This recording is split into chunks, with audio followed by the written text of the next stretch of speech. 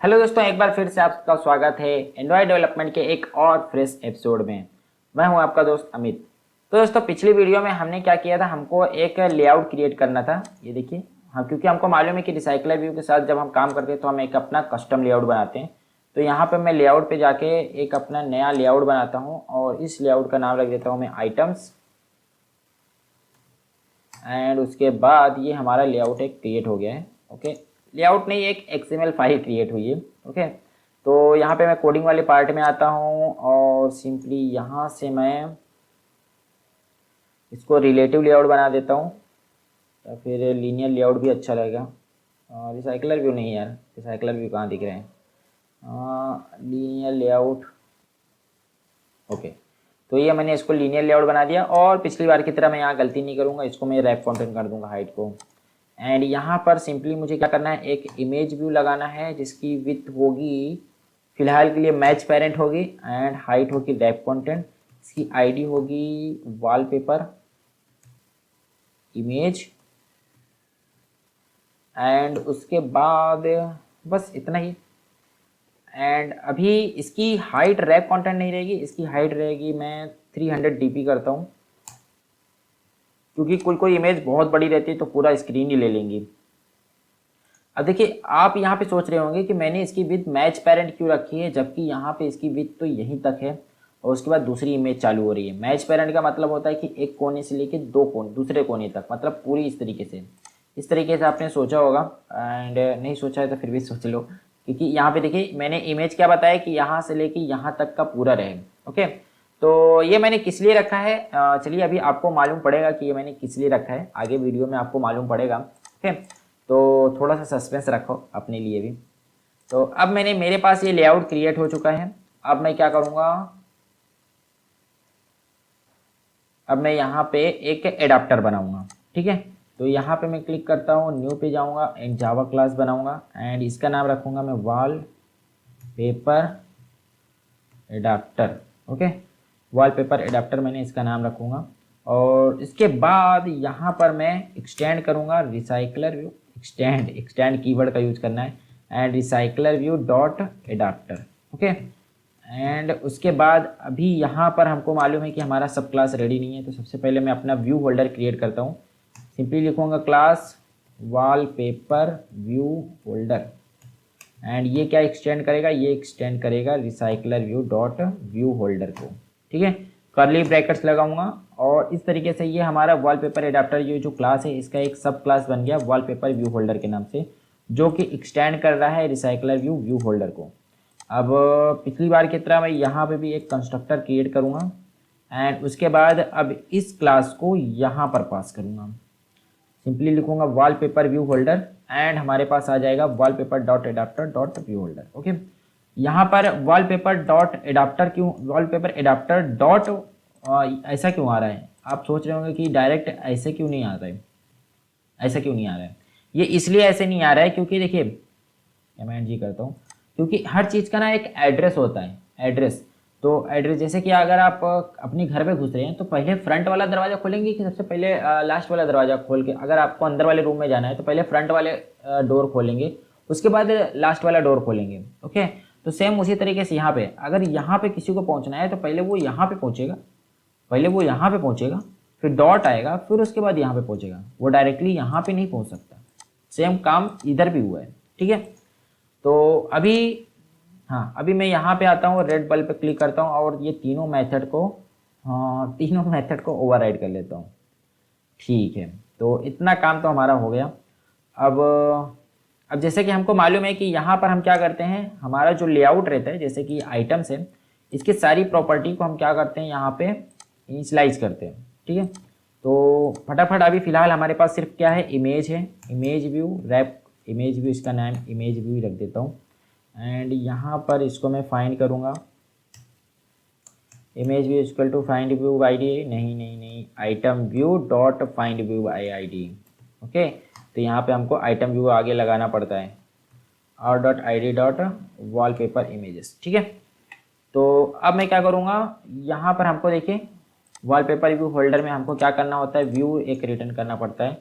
तो यहाँ पे मैं क्या लिखूँगा, view equal to layout inflater dot from, जैसे कि मैंने पिछली वीडियो में आपको बताया था parent dot get context, same उसी तरीके पूरा कॉन्सेप्ट वही है।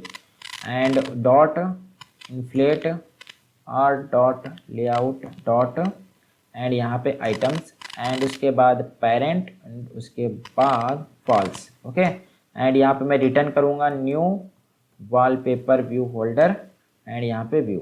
ठीक है, तो कुछ भी नहीं बदला है, सिंपली ये नेम बदलता है। अगर आपने ये नेम आपका चेंज रहेगा, मतलब लेआउट का नेम कुछ भी दूसरा हुआ, जैसे ये मैंने आइटम्स रखा है, आपने हो सकता है वॉलपेपर आइटम्स रखा हो सकता है आपने इमेजेस रखा हो, इस तरीके से आपने कोई भी नाम रखा होगा, तो सिंपली ये लेआउट का नेम ही चेंज होता है, बाकी सारी चीज़ें सेम रहती है। एंड ये जो क्लास है व्यू वॉलपेपर व्यू होल्डर, यहाँ पे सिंपली ये क्लास का नेम कॉल होता है एंड उसके बाद हम क्या करते हैं, ये इस व्यू को अंदर पास कर देते हैं। ठीक है, सिंपल ये 2 लाइन का कोड रहता है यहाँ पे क्रिएट व्यू होल्डर में। अब देखिए यहाँ पर हमको क्या बनाना है, हमको एक एरे लिस्ट बनाने हैं। एरे लिस्ट के थ्रू ही हमारे पास यहाँ पे डेटा आएगा। तो यहाँ पे मैं क्रिएट करूँगा एरे लिस्ट और क्या देता हूँ एरे लिस्ट। ओके, ये एरे लिस्ट क्या करेगा, स्ट्रिंग टाइप का एरे लिस्ट है, मतलब ये सारे इमेजेस के यूआरएल को सेव करके रखेगा एंड उस यूआरएल के थ्रू हम क्या करेंगे, डेटा मतलब इमेजेस शो करेंगे। ओके, तो यहाँ पर देखिए, हाँ बाइंड व्यू होल्डर में आते हैं, यहाँ पर मैं लिखता हूँ string URL equal to array list dot get position. ठीक है, यहाँ पे गेट पोजीशन, ये वाली पोजीशन है, राइट। एंड अब हमारे पास तो देखिए URL आ गया, लेकिन अब इस URL के थ्रू हम डेटा को फेच कैसे करेंगे, मतलब इमेजेस कैसे लोड करेंगे। मेन मुद्दा तो यह है कि इस URL के थ्रू हम इमेजेस को लोड कैसे करेंगे। तो गूगल जो रिकमेंड करता है इमेजेस को लोड करने के लिए वो है ग्लाइड लाइब्रेरी।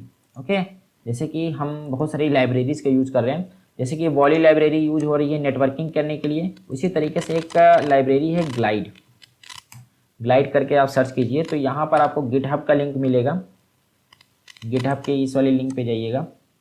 तो ग्लाइड लाइब्रेरी बहुत ज़्यादा यूज होती है, लगभग सारे प्रोजेक्ट्स में ग्लाइड लाइब्रेरी का यूज होता है इमेजेस को लोड करने के लिए। ठीक है, इसको लोड करने के लिए बहुत ही आसान है, आपको सिंपली क्या करना है, ये डिपेंडेंसी को यहाँ से दोनों को कॉपी करना है, दोनों को कॉपी करना है एंड अपने प्रोजेक्ट में जाना है, मॉड्यूल वाले में जाना है एंड इसी के बाद यहाँ पर नीचे अब मैं इसको दोनों ऐड कर दूंगा। ठीक है, एंड उसके बाद सिंपली श्रिंक नाउ पे क्लिक करूँगा और आराम से थोड़ा सा आराम करूँगा ताकि आसानी से अपना बिल्ड वगैरह हो जाए। ओके, तो बहुत फटाफट हो गया यार। तो हमने ये देखिए ग्लाइड लाइब्रेरी को ऐड कर दिया है। अब देखते हैं कि ग्लाइड लाइब्रेरी के थ्रू इमेजेस को लोड करना बहुत आसान है यार, URL के थ्रू। आपको सिंपली लिखना क्या होता है, यहाँ पे ग्लाइड फिर डॉट लगा के विथ लिखना है और यहाँ पे आपको एक कॉन्टेक्स्ट देना होगा, कॉन्टेक्स्ट। अब कॉन्टेक्स्ट आप कैसे दे सकते हैं, यहाँ पे मैं एक कॉन्टेक्स्ट बना लेता हूँ, कॉन्टेक्स्ट का वेरिएबल कॉन्टेक्स्ट एंड इसका कॉन्टेक्स्ट। ओके, बाद में मैं क्या करूँगा, कंस्ट्रक्टर में इस कॉन्टेक्स्ट को डाल दूंगा ताकि जब भी कोई इस क्लास का एक्सेस करना चाहेगा तो उसको कॉन्टेक्स्ट देना ही पड़ेगा, अदरवाइज वो क्लास को एक्सेस नहीं कर पाएगा। तो यहाँ पे आ गया मेरा कॉन्टेक्स्ट एंड उसके बाद डॉट। अब यहाँ पे मुझे लोड, अब यहाँ पे देखिए लोड, आप बहुत सारी चीज़ें लोड करते हैं URI के थ्रू, फाइल्स है, बाइट है, ऑब्जेक्ट मोड है, मतलब बहुत सारी, बिट मैप है, स्ट्रिंग मतलब स्ट्रिंग यही URL, तो बहुत सारी चीज़ें हैं। ओके, तो यहाँ पे लोड एंड लोड, यहाँ पे मैं सिंपली URL डाल दूंगा एंड उसके बाद डॉट। अब इनटू, अब देखिए पहले तो मैंने क्या किया, glide dot with. Okay, dot with context, मतलब यानी भाई मैंने पहले इसको क्या किया, कॉन्टेक्स्ट डाल के एकदम पहले पूरी तरीके से इनिशियलाइज किया। फिर इसके बाद डॉट लोड में हम क्या किया, अपना URL डाल दिए। अब डॉट इनटू मतलब किस में लोड करना है, यहाँ पे देखिए क्या लोड करना है, अब किस में लोड करना है ये बता दो भाई। अब यहाँ पे किस में लोड करना है, हमको होल्डर डॉट इमेज व्यू में लोड करना है, बस। ये देखिए सिंपल से एक लाइन का कोड है, इसके थ्रू आप क्या कर रहे हैं, URL के माध्यम से आप डेटा नहीं इमेजेस को लोड कर लेंगे अपनी एप्लीकेशन में। ठीक, और उसके बाद सिंपली हमारा एक काम यहाँ पे रह गया, array list dot size. Okay, तो ऑलमोस्ट हमारे जो एडाप्टर है वो रेडी हो चुका है, ऑलमोस्ट। और सिंपली हमको क्या करना है, यहाँ पे एक कंस्ट्रक्टर क्रिएट करना है। तो कंस्ट्रक्टर मैं क्रिएट कर देता हूँ, जनरेट कंस्ट्रक्टर एंड यहाँ पे मैं कॉन्टेक्स्ट भी ऐड कर देता हूँ ताकि जब भी कोई इस क्लास का एक्सेस करेगा तो उसको एरे लिस्ट एंड कॉन्टेक्स्ट दोनों देगा तभी एक्सेस कर पाएगा, अदरवाइज भी नहीं कर पाएगा। ठीक है, तो बस दोस्तों फिलहाल के लिए इस वीडियो में इतना ही रखते हैं। हमारा एडाप्टर तो रेडी हो गया है, तो अगली वीडियो में हम मेन एक्टिविटी पे आएंगे अपने और वहाँ पे कुछ काम करेंगे। ओके, तो बस फिलहाल के लिए वीडियो में इतना ही रखते हैं।